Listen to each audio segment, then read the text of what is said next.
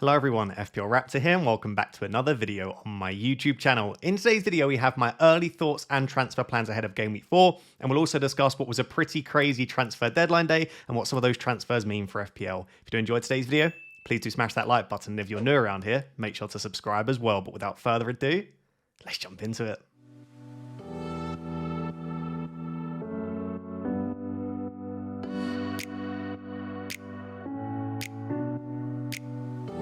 So guys, you'll have to forgive me if I'm a little bit sniffly in this video, or if I say something that's completely incorrect. I am slightly under the weather right now, but I thought I have to give you something to watch over the international break. And as much as I do say I advise people to have a bit of a break from FPL over the international break, I mean, the clue is in the name. A lot of people still want to think about FPL, and you can still think about FPL a little bit. So here is the content for you. The next video I release after this will probably be in about a week's time ahead of Game Week 4. But of course, let's firstly review Game Week 3. And it was a slightly better week for me overall. So 56 points in Game Week 3, up to 5.5 million. And I cannot believe I'm using the words up to 5.5 million. But obviously it was a stinking start across the first 2 weeks. And in all honesty, if not for getting bailed out by a couple of penalties, it wasn't a particularly good week this week either. And I still have a lot of expensive assets that are massively underperforming. So let's briefly talk about Game Week 3. I did pick up 2 clean sheets in Game Week 3. So Sanchez 6 points was really nice. Again, I do trust the Chelsea defence. I said at the start of the season they're incredibly underrated, and they do look like a really sort of secure defence. They're not conceding too many chances. So that was really nice, a nice way to start the game week. Chris Richards is an absolute legend, right? So he's the second highest scoring player in my team outside of Fernandes. I really needed a Chris Richards 8-pointer for a couple of reasons. My team wasn't doing particularly well. So going into that final game of the game week between Villa and Palace, I was about 7.2 million. So I basically held my rank. So I really needed a good score.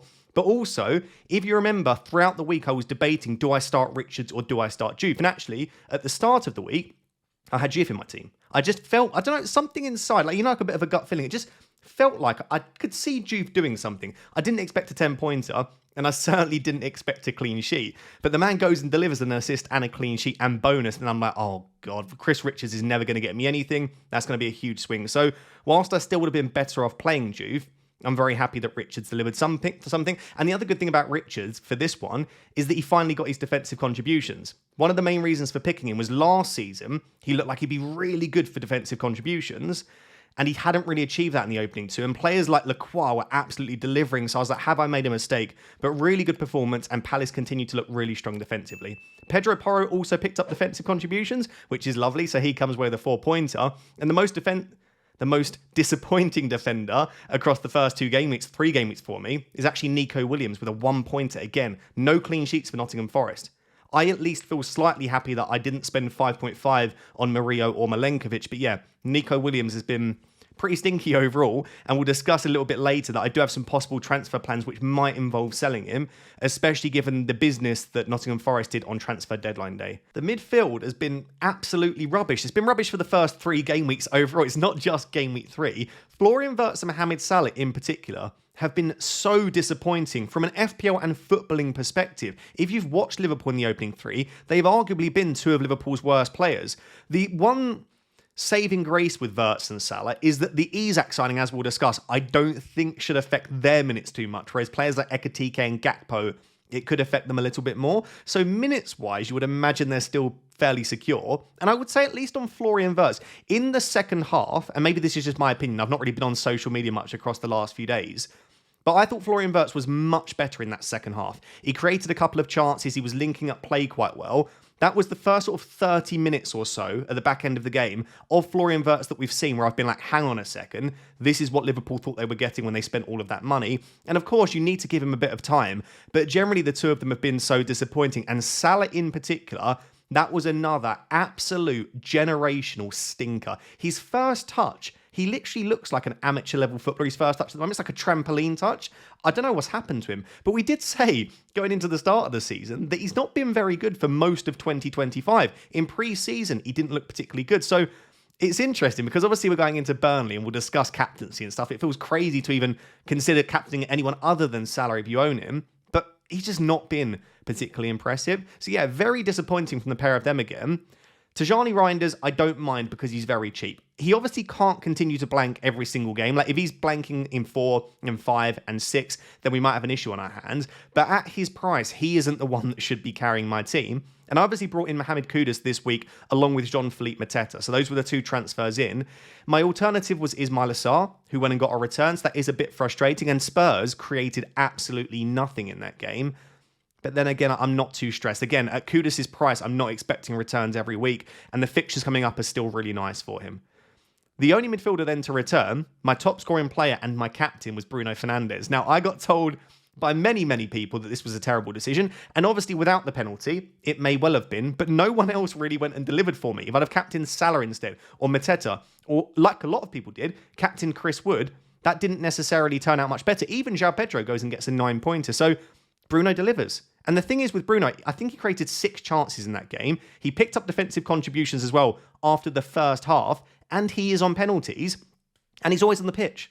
So I just think Bruno Fernandes is a very decent FPL asset. Obviously, we might be having a very different conversation here if he doesn't get the penalty, but he is on penalties, and his minutes are fantastic. So very happy to have him. Definitely a slice of luck there. But I've always said, and this isn't just when it goes for me, it's also when it goes against me, you can't really complain if someone else gets a return from a penalty taker when they've chosen them because they're a penalty taker. It's a main reason why I always say I would look to captain a penalty taker, because you can get lucky and positive variance in a single week. And speaking of penalties, Jean-Philippe Mateta goes and scores a pen too. Unfortunately, he got booked and he picked up 0 bonus. So it was actually only a 5-pointer for him, but nice to confirm that he will be on penalties. Nice for him to get a return ahead of what is now the fixtures that I wanted him for. I felt like it was a bit early to bring in Mateta. So for Mateta and Richards, in what looks like their most difficult fixture over the next few, to get returns is absolutely great. Very happy to have Mateta in place. And I suppose finishing with Ollie Watkins, who, along with Wirtz and Salah, has been probably the most disappointing player in my team. Villa just look awful. Like, no goals in the opening 3 games is absolutely horrific. The only silver lining for me, and this isn't rubbing it in for those that do, I just feel grateful I've not got Rodgers and Watkins to deal with, because just having one of them feels a little bit better. But I just don't even know what to say about Villa moving forward. They've made some very exciting signings, which we'll discuss in a second. But outside of that, yeah, really, really disappointing. And we'll discuss when we look at my team for Game Week 4. There are some potential transfer plans that I have, the man on the thumbnail being one of them, of what I could do with Watkins moving forward. So yeah, that was 56 points for me in Game Week 3. Like I say, a better week overall. I got almost a 2 million place green arrow, but 5.5 million, this is obviously still not where I want to be. But I think the team is looking a lot better after the transfers that I made last week. So yeah, that was Game Week 3. Let me know how many points you managed. Let's now discuss some interesting signings on transfer deadline day, some interesting facts, and then my team and plans for Game Week 4. So I should note that I'm recording this at 10:30 on Monday the 1st of September, which means there are still a couple of hours left of the transfer window. But here are some of the main transfers that stood out to me, and obviously what that means for our FPL teams. There are other ones, for example, I'm not going to discuss Donnarumma signing for Man City here, but that will obviously, you would imagine, slightly improve their defence. It makes Trafford a no-go option. So this list isn't exhaustive, but these are some of the transfers that stood out to me. Obviously, the main being Wissa and ISAK finally get the moves that they were absolutely pushing for. So Wissa has signed for Newcastle and ISAK has signed for Liverpool. Obviously, the pair of these will absolutely be FPL options for us this season. The real question is, how soon will they become FPL options? Because the pair of them haven't really had much of a pre-season and they've not played any minutes recently. So both of them will be lacking match fitness. And both teams do have alternative options. Obviously, Newcastle have also signed Woltemade, sorry if I've absolutely butchered that, for like 65, 70 million. Another player that can step in rather than Wissa.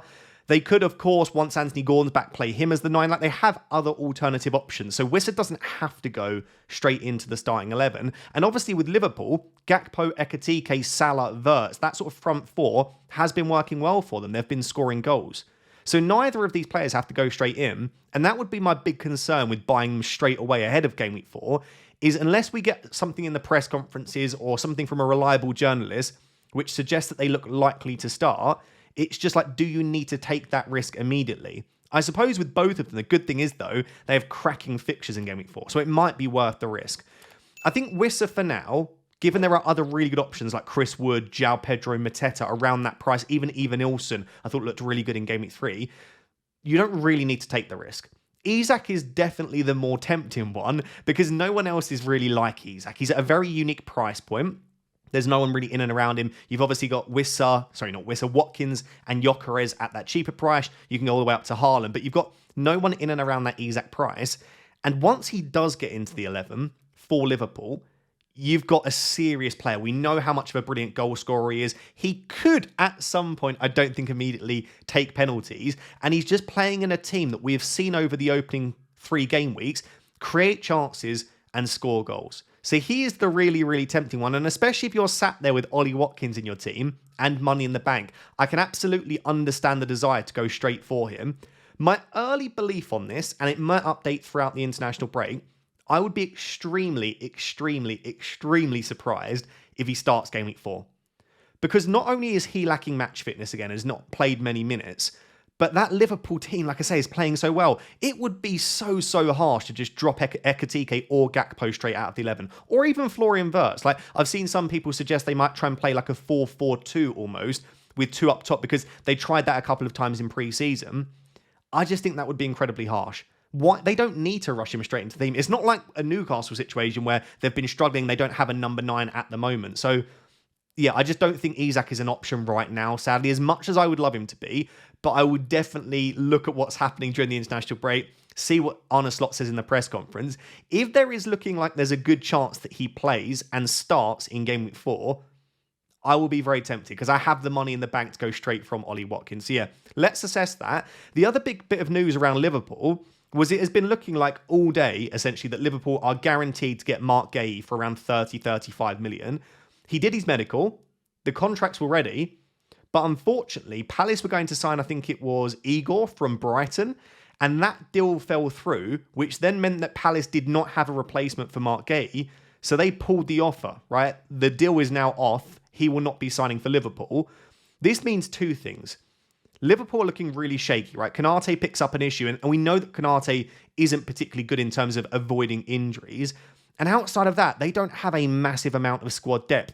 If Van Dijk was to pick up an injury, and he's pretty sturdy, I think it's quite unlikely, they could be in a really, really weak position. And already so far this season, other than maybe Game Week 3, but the first couple of game weeks, Liverpool already looked a little bit shaky defensively. So I think, firstly, this means that I'm probably expecting fewer clean sheets from Liverpool than if Marc Guéhi had signed.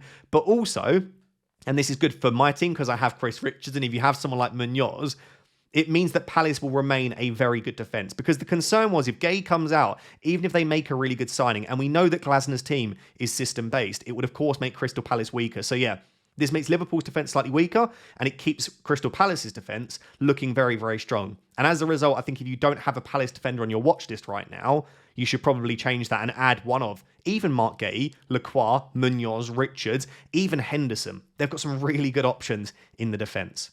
So yeah, I think those were the 3 key ones. I will just note, Nottingham Forest, at the time of me recording, look like they've signed Zinchenko and Cuiabano. I've probably completely butchered that. They were trying to sign Garland from Atletico Madrid, but that deal fell through, so they got Zinchenko instead.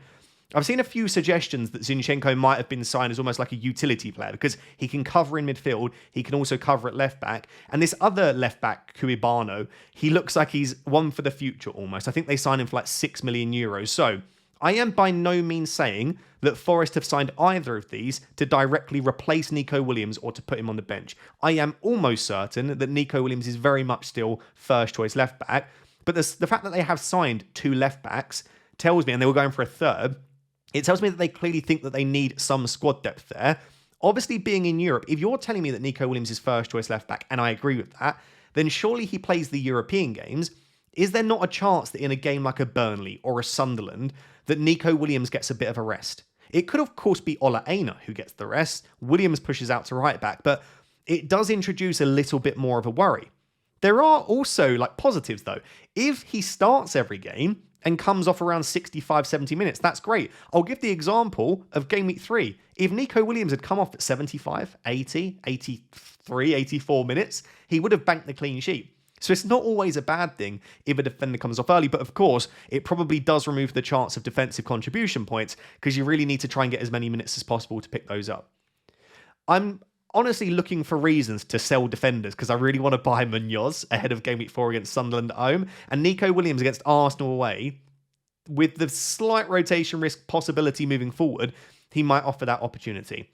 Kolo Muani has signed for Spurs. Now, this, I think, is a fantastic signing, and it's off the back of the fact that Solanke's injury might require surgery, and sounds like it could keep him out for a significant length of time. Now, Richarlison has been unbelievable, and for me, even with the signing of Kolo Muani, that does make Richarlison still a fantastic option, because with Solanke out, I just think his minutes will be pretty good. Thomas Frank has spoken so highly of him, and his performances have been fantastic.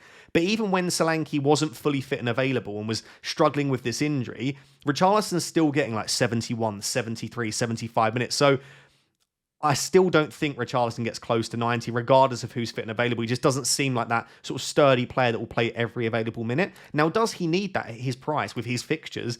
Potentially not. I do want to keep an eye on this, though, because Kolo Muani is the sort of player that could definitely take significant minutes off of Richarlison, and at some point could potentially start ahead of him. So yeah, one to keep an eye on, maybe just about enough to put me off going and buying Richarlison this week. Villa have made 2 decent signings.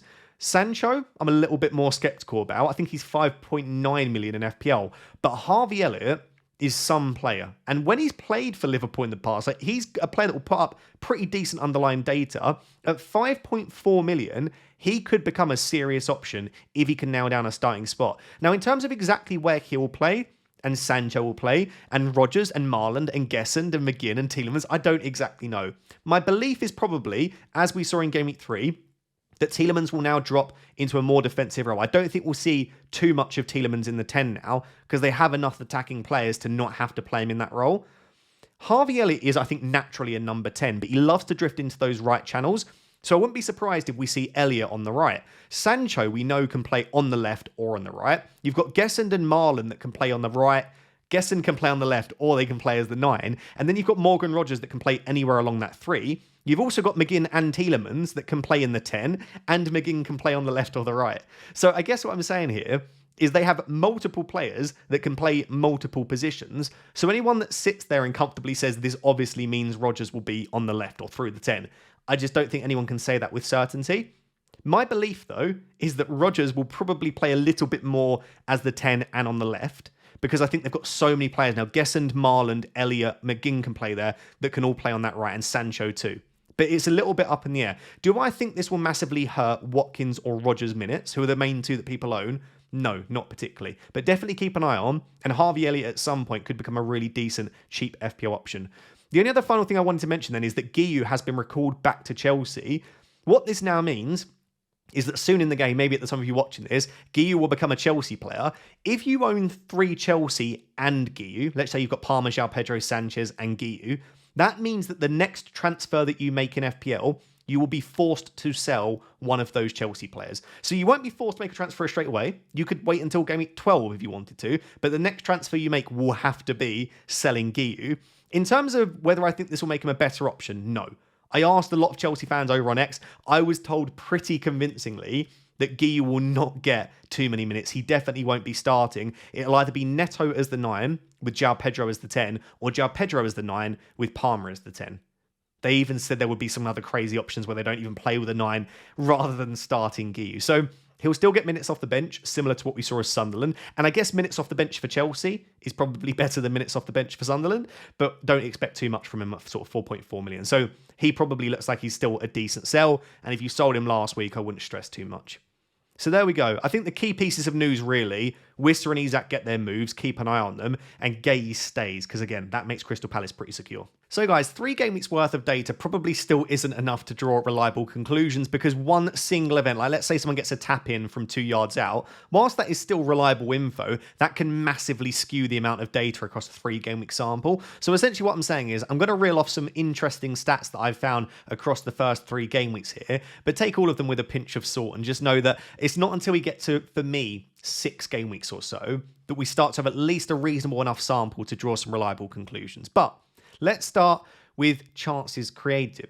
So across the first 3 game weeks, only 3 players have created 3+ big chances so far. That is actually David Brooks with 4 at Bournemouth, the most in the Premier League, Dewsbury Hall with 3, and Salah with 3. Now, of course, Dewsbury Hall gets a big boy haul, no pun intended, Dewsbury Hall, in game week 3, and all of a sudden is now outscoring Tijani Reinders, the player that was everyone had to bring in. He had like 1 million transfers in ahead of Game Week 2. Dewsbury Hall was getting sold by people. Now he's outscoring him. And now he looks like a really decent asset moving forward. It shows you how much can change in those early game weeks. But yeah, those 3 players creating chances. And of course, Mohamed Salah, even though he's not been particularly good, continues to be super creative. It was about 2 or 3 seasons ago that his creativity got even better. And he's just, even when Salah's not playing well, he does seem to just find these really, really clever passes which can create big chances. It's why when ISAK does come into the 11, he's going to be absolutely monstrous because he is going to get so many big chances playing in a team with the likes of Wirtz and Salah. And even Szoboszlai, who's playing some beautiful Trent-esque balls in Game Week 3. Next, moving on to DEFCON points. So only 3 players so far have picked up defensive contribution points in all 3 of the opening game weeks, which is actually Tarkowski, Van den Berg, and Senesi. Tarkowski literally is the definition of a DEFCON monster. We said that last season he would have picked up the most defensive contribution points of any defender, and he goes and follows that up with 3 consecutive DEFCON games. So he is looking worth every bit of the 5.5 because he will also get clean sheets playing in that Everton team. So yeah, really good choice if you went for him. I absolutely would not be looking to sell. Even if he doesn't get the clean sheets, just due to the amount of DEFCON points he picks up, he's going to get a lot of like 3 and 4 point games. Van den Berg is interesting because he looked decent for DEFCON last year, but Collins was the one that looked absolutely monstrous. But Van den Berg, for his price, if Brentford can sort of look even semi-decent at the back defensively, he could become a really nice option too. And Senesi, we were all talking about how good Truffert has looked going forward, but Senesi continues to look fantastic. I think it was a 14-pointer in Game Week 3, if I'm not mistaken. So yeah, the 3 of them looking really good for DEFCON points. We'll, of course, update this after sort of 5 and 6 weeks and look if anyone out of those 3 has continued to manage it every single game. We're now moving on to, basically, some Erling Haaland propaganda. Only 2 players have had 4+ big chances so far this season. Haaland with 6 big chances in 3 weeks. And then Semenyo, actually, with 5. Semenyo gets a lot of chances. He's not a particularly fantastic finisher, but interesting to see the pair of them so high. So after that, there were a few players on 3 and then quite a lot on 2. So Haaland and Semenyo standing out right now, just getting a crazy number of big chances. Moving on to more Haaland propaganda, Haaland has also taken the most shots in the league at 14, and 13 of those have been in the box. So the most shots in the box, the most big chances as well. Haaland has also accumulated 3.88 XG. The closest to that, so 3.88, the closest to that is Ismail Assar with 2. So Haaland has almost double the XG of the player in second place with 2. And that pretty much all came in Game Week 3, actually, because Ismail Assar had 2 absolutely massive chances. I think the chance he missed was something like 0.93 XG. So Haaland is genuinely in an entire league of his own in terms of the amount of chances that he is getting. He, at the moment, does look the better premium to own out of Salah and Haaland. And he's going into a game where he's now playing against Manchester United, who have been absolutely shipping chances. If I owned Haaland and Salah, believe it or not, there would be some serious consideration. And in fact, I may well go with Erling Haaland. That's easy for me to say because I don't have him, but I don't know that Burnley are that much weaker than Manchester United defensively. And also, Haaland just looks the better player right now. In terms of some interesting team data, Newcastle looks so good defensively. They have the lowest XGC so far this season with 1.5, followed by Arsenal with 2.3 and then Chelsea with 2.8. We know how good Arsenal are defensively. They were one brilliant free kick from Szoboszlai away from another clean sheet. 3 in a game that would have been. 3 in a row that would have been. And Chelsea looking really good. I said that when we spoke about Sanchez. I think they will be one of the best defences in the league this season, but Newcastle going under the radar. So maybe if you are looking to pick up a defender, or if you're on a wild card, maybe at least consider going for the likes of a Fabian Schär or a Livramento. In terms of who's getting the most chances, Chelsea have been absolutely just creating so many big chances. So they've managed 12 big chances in the opening 3 weeks. In second place is actually Man City, Bournemouth and Brighton, tied with 8 big chances. So Chelsea are the team right now. If you own a João Pedro, that's great to hear. If you own a Cole Palmer, and he looks like he's back for Game Week 4, again, that is great to hear. They are the team that are just looking really, really well functioning in the attack. So there we go. Those are some interesting stats from the opening 3 weeks. Like I said, take all of them with a slight pinch of salt. After we get to about 6 weeks, I'll do this again. Let me know if you come across any stats that are interesting. And now finally, let's take a look at my team and my transfer plans. So guys, moving on to my Game Week 4 team selection, and believe it or not, despite the pretty rubbish rank at 5.5 million, and despite the fact that a lot of my players have been underperforming, such as Florian Wirtz and Watkins, who are yet to return for me, I am still pretty happy with the way that the squad looks right now. Like, having 2.2 million in the bank gives me flexibility. I look at the general structure of the squad right now, and with those 2 transfers that I made last week, I think it's in a really decent position. So lots of people are asking me, are you planning a wildcard? As of right now, probably not. Whilst I think on a wildcard, I probably would change 9 or 10 players, those aren't changes that feel desperate for me to make. And I would be probably removing players like Wirtz against Burnley, Watkins against Everton, maybe even something like a Chris Richards against Sunderland. Like, I'd be switching these out for other good players, but it's also pretty risky. So I don't feel like right now my team desperately needs a wildcard, despite the underperformance from a few players. So let's start in goal. I've got Sanchez against Brentford. I still think Cucurella does look the pick of the bunch if you want a Chelsea defensive asset, but he's also over $1 million more than Sanchez, and I'm very happy to have Sanchez in goal. He's done really well for me over the opening 3 weeks. So yeah, Sanchez against Brentford, perfectly fine with. The back 3 at the moment, Pedro Porro against West Ham, really happy to have him. It's a great fixture. He's then got Brighton, Wolves, Leeds and Villa. The next 5 fixtures for Porro are brilliant. So super happy to have him in the team. Also very happy to have Chris Richards against Sunderland. Is he the best Palace defender? No, even with the DEFCON, even at the cheap price, I would rather have Lacroix. I'd rather have Munoz in my team. But I still think Richards is really, really solid. So happy to at least have some Palace defensive coverage. And then at the moment, if I don't make a defender transfer, and I'll discuss the possibility of making one in a second, I've got to start Nico Williams against Arsenal away, Juve against Spurs at home, or Esteve against Liverpool at home. Not an ideal situation to be in, but I try and tell people, and I take my own advice, you can't have a perfect team every week. There will be times when you have to play a defender against Arsenal or Spurs, because you just can't afford to make transfers on a week-by-week basis and always try and put out a perfect team. So basically, if I don't make a transfer, it's not the end of the world.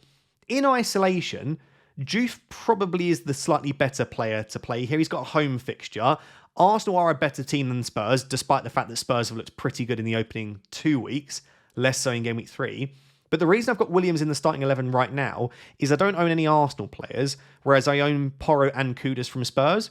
So I want Porro and Kudus to return. So that means I expect Juve to blank, or I want Juve to blank. And then obviously, if Arsenal don't score, it doesn't affect me. Actually, it really helps me. So I guess I'm putting all of my eggs in the basket of, let's hope that Spurs score lots of goals and Porro and Kudus are involved. And let's hope that maybe Arsenal have a slight off day. But yeah, I ideally don't want to start any of them. And it would be nice to bring in a slightly better defender. The midfield 5, I'm actually okay with right now. So I've got Wirtz and Salah against Burnley. Obviously, Salah is my captain right now. I don't see that changing, but I am not really convinced by Salah so far. If he has another poor game, I'm going to be super tempted to sell him even ahead of Everton. I might just get rid. It probably would actually be in Game Week 6, rather than free hitting to bring in Haaland. If Salah looks really poor against Burnley and Everton, rather than using that free hit, I might use free transfers to pivot from a Salah to Haaland draft. In doing that, I'd save the free hit and I'd get Erling Haaland in. So I'm going to assess what Salah does over the next 2. It's just going to be very difficult to avoid captaining him against Burnley because he still is a fantastic player, despite not really showing that recently. Being on penalties, being in a team that could put 4 or 5 goals past Burnley, it feels a bit scary to not give him the armband. If Wirtz was playing better, maybe I would go and give him the armband instead, but he's been arguably even more disappointing. But like I said, the final 30 minutes of the game in Game Week 3, I started to see a little bit more of what I would like from him. So I'm hoping he sort of carries that forward into Game Week 4. And this is a game where he can get on the ball a lot more and start to dictate play. So I'm happy to have the pair of them for Burnley away. I can't really complain too much. I've then obviously got Fernandes and Reinders in the Manchester derby. Fernandes been on pens, good for DEFCON, good minutes. There is part of me which thinks, God, just do Fernandes to Palmer if Palmer's available. Or downgrade Fernandes to Sarr. And you could almost then, I think I'd be like $1 million off. If I did Fernandes to Sarr, I'd be close to doing Watkins to Haaland. Like maybe that is the play. But then it's like, do I think these players are that much better than Fernandes? Not overly. Like Fernandes has a little bit of credit in the bank after his 10-pointer last week as my captain. So yeah, and City don't look particularly strong defensively at the moment. Donnarumma coming in, maybe that improves them. But yeah, Fernandes, I think right now, I'm leaning towards more so saying that he'll stay. And the thing is, if I keep him for the City game, Chelsea, Brentford, and then Sunderland at home, the closer you get to that Sunderland game, the more it's just like difficult to sell him. So I wouldn't be surprised if Fernandes does stay in my team until Game Week 8 against Liverpool. but I'm also not against selling him because even with the pens and even with the DEFCON and the bonus and everything that he carries, he still probably isn't quite fully justifying the 9 million price tag. Tajani Reinders, again, super cheap. He's an enabler. I'm not expecting tons from him, but it would be nice if he chips in occasionally. This is honestly a week, though, where I hope he doesn't as a Manchester United fan. But if he does, it is a good fixture for him. And I wouldn't be surprised if he manages to get something because United's weakest part, like if you're a United fan, you'll know this, we are so weak in the midfield. If Tajani Reinders gets on the ball against Manchester United's midfield, it could be game over. Mohamed Kudus, I'm interested in this one. He's obviously going back to the London Stadium, back to his old club against West Ham. West Ham looked so good in Game Week 3 against Forest, but it feels like that could be a slight anomaly. Let's see. I'm very happy to have him in this fixture. And then after that, like I say, Brighton, Wolves, Leeds, Villa. It's a really nice upcoming set of 5 fixtures. And even with the signings that Spurs are making, Kudus' minutes do seem pretty secure. So very happy to have him. Let's hope he stays on set pieces when Xavi Simons starts whipping them in as well. And yeah, I just like the fact that he's got good fixtures and good minutes. That's kind of all I need from that price point. The front two then is Ollie Watkins and Mateta. Watkins is on very, very thin ice. He's far too expensive. Like people keep saying Fernandes and Wirtz have been so disappointing. Watkins has been even more disappointing for me, considering what we saw in pre-season. The issue I've got with selling Watkins is the fixtures are so good. He's got Sunderland and Burnley in the next 4. Everton this week feels pretty good too. Like lots of teams have created chances against Everton.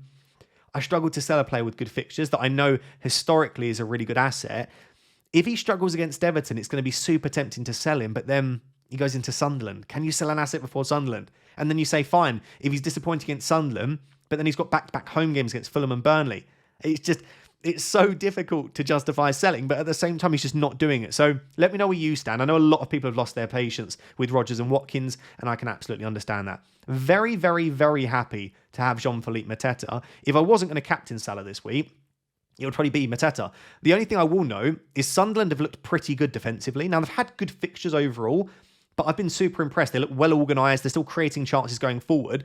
So as much as I like Richards and Mateta, and I'm looking at potentially buying another Palace asset this week, I wouldn't be surprised if Sunderland turn up and put in a really good performance, score a goal, make it difficult for Crystal Palace. So don't write them off in this game, Sunderland. But again, you still kind of have to target that fixture overall. So yeah, I've put Guiu in the Chelsea kit. Obviously, as of right now, on my app and on the site, he's playing for Sunderland. But expecting him to be back at Chelsea for that Brentford game. And again, if he gets minutes off the bench, fantastic. He's probably better than Juve and Esteve right now. So that's why he is my first sub. So that's the team. As of right now, that is rated at 88% according to Fantasy Football Hub, projected to get 64 points. That would be my highest point score of the season somehow. I'm feeling cautiously optimistic. I don't think the team looks bad. It's nice having double Spurs against West Ham. I've already got double Liverpool against Burnley, double Palace against Sunderland. And the other players are all decent. Like really Williams and then the 2 players in the Manchester derby are the ones that don't look perfect. But yeah, cautiously optimistic. Let's now take a look with the 2.2 million I have in the bank and the 1 free transfer, what moves I might make ahead of Game Week 4. So guys, just finishing with the possible transfers that I'm eyeing up at this early stage of the international break. I don't see myself taking a hit right now in Game Week 4, simply because I think my squad looks pretty good. I know having Guiu's not ideal, and I could potentially upgrade him to a decent forward if I make 2 moves, or I might want to redistribute and go and get Erling Haaland, but I think unless I pick up major injuries in the international break, or I just think it's absolutely essential that I go and get Erling Haaland, I just don't see myself taking a hit right now. So the 2 options are a single transfer, or obviously roll the transfer. So option 1, I think is the one that makes the most sense if you look at my 11 this week, which is maybe making a defender transfer. I also don't think my defence is terrible moving forward. I don't feel like I look at my defence every week after Game Week 4 and think, oh, I really need a transfer there. But I also think it could definitely be stronger. Like if I was on a wild card, I'd potentially only keep one of my defenders, which tells me that you could definitely look at some transfers there. I could sell Esteve, by the way, right? I've got 2.2 million in the bank. So Esteve could go all the way up to someone like Cucurella. Like I can make any transfer I want. But I quite like the structure and price point of having a cheap defender in there. So I'm looking at probably selling one of Williams or Juve if I was to make a defensive transfer. Williams makes sense in terms of, like I say, I think with Zinchenko signing, his minutes could be reduced. Forest have not kept a clean sheet in the opening 3 weeks. They look pretty poor overall, defensively at least. Well, at least worse than we thought they would be.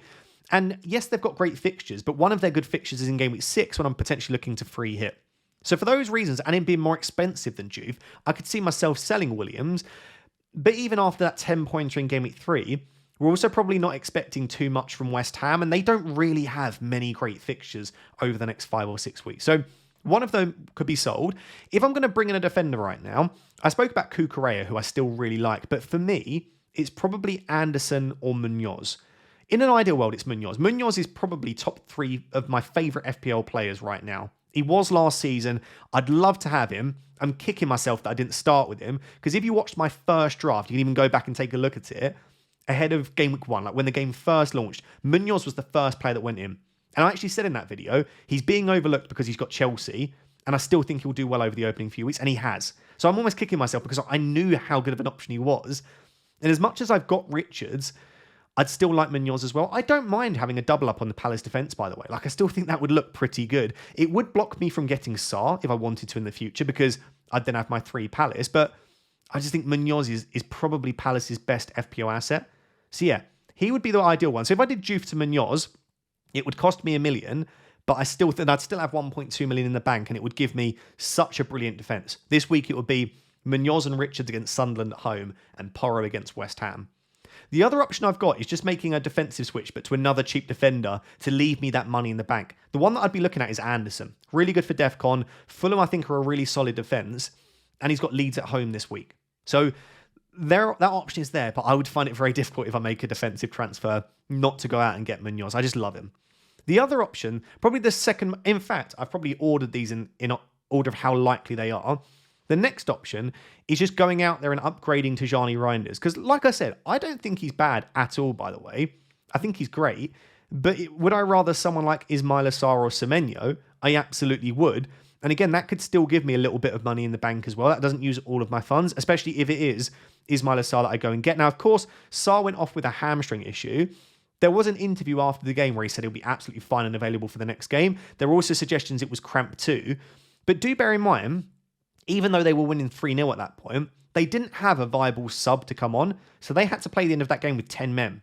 Would Sarr have kind of faked an injury or just gone off if it was cramp if they didn't even have 11 men to finish the game? It feels a little bit sort of suspect to me to say that it was just cramp, or someone said that he went down and then he felt like he had to sort of follow through in terms of faking the injury. I think that's a load of nonsense. I think there was clearly something in his hamstring, but it might have been just been like a little twinge, or it might have been, again, a really bit of severe cramp. So let's keep an eye on it. My initial thought is he's probably available for Game Week 4, but if there are any doubts, then I wouldn't get him, and I still think Semenyo is perfectly viable too. So yeah, potentially a little upgrade to Tijani Reinders. Option 3 is fun, but unlikely, just because, again, I think Watkins with those fixtures is going to be a hard sell for me. But it's doing something like Watkins to Gyökeres or Watkins to ISAK. Watkins to ISAK in particular, I would love to bring in Alexander Isak. I just don't think he starts in Game Week 4 right now. But if there is reason to believe that he does, the closer we get to the deadline, I am going to be one of few people that have the money in the bank in a single move to go from Watkins to Isak. So I like that, and I could take advantage of it. Option 4 is Fernandes back to Palmer. This might sound absolutely bonkers, given Palmer has not been very good. Fernandes has Sunderland coming up, he's on penalties, but I still think Palmer's a good asset. Believe it or not, I still believe in him moving forward. And again, not many people would have held Palmer, and if they did sell, not many will have the funds to go back to him. So for me, to be in a position where I can make that move, like if I could only have one of Palmer or Fernandes, I probably would rather Cole Palmer in my team, believe it or not. He's still on penalties, still has good minutes like Fernandes, doesn't have the DEFCON, but he's playing in a much better attack with arguably slightly better fixtures overall. So yeah, Cole Palmer is an option for me. But again, I think that's probably a slightly less likely option. And then option 5, in terms of the structure, is probably the most sensible thing, is to try and upgrade Guiu. The issue I have with upgrading Guiu is I can only get up to, I think at the moment, 6.6 million. So I've put here I could do something like Guiu to Strand Larsen. I think I'm unlikely to do that right now in Game Week 4, simply because Strand Larsen doesn't have a great fixture. So if I did Guiu to Strand Larsen, I'd probably bench Strand Larsen, in which case I don't need to rush that transfer in Game Week 4. I can assess that ahead of Game Week 5. I could also move to someone like Thiago instead, who obviously gives me a little bit more money in the bank. So yeah, in terms of likelihood, I think it is probably options 1, 2, 3, 4, 5 in that order. Let me know what you think I should do with my team at this early stage. Option 6, I've got you a little quote from Oscar Wilde, which is, to do nothing at all is the most difficult thing in the world. The most difficult and the most intellectual. We call this in psychology action bias. We have a tendency as human beings to prefer action over inaction. We try and do something rather than nothing. And I think in FPL, we have that tendency to always want to do something, which is why it is so difficult to roll the transfer. But in a case like this, where my team's pretty solid, I'm happy with the structure, I've got money in the bank, which could give me so much flexibility. If you have 2 or 3 free transfers and a little bit in the bank, you could just do so many things with your team. That extra week of information, that extra free transfer might allow a pivot to an ISAK or a pivot to a Haaland. So I'm also not desperate to go and rush out there and make the transfer. So if I take you back to my team, this is the team as things stand going into the international break. A little bit of a switch off from me now. I'm not going to think about FPL. I'm not making any early moves. I advise you do something very similar. Even if you're on a free hit or a wild card, just switch off for a little bit. You've got plenty of time. Then when we come back, I'll start making content again in the lead up to Game Week 4, when we can go over what happens over the international break, assess if there are any injuries, assess the press conference updates, and then make the most informed decision possible. But let me know what you think of my team. Does it look slightly better now with the Mateta and Kudus transfers in? I think the structure's getting there, and hopefully we can continue to get green arrows and get away from the 5.5 million rank. So guys, there you have it. That is my Game Week 4 early thoughts and transfer plans. Thank you for being here as always and for the support. If you did enjoy this video, please do drop a like and make sure to subscribe as well. I will see you in about a week's time when we can start thinking a little bit more about Game Week 4. But until next time, thank you very much. Bye-bye.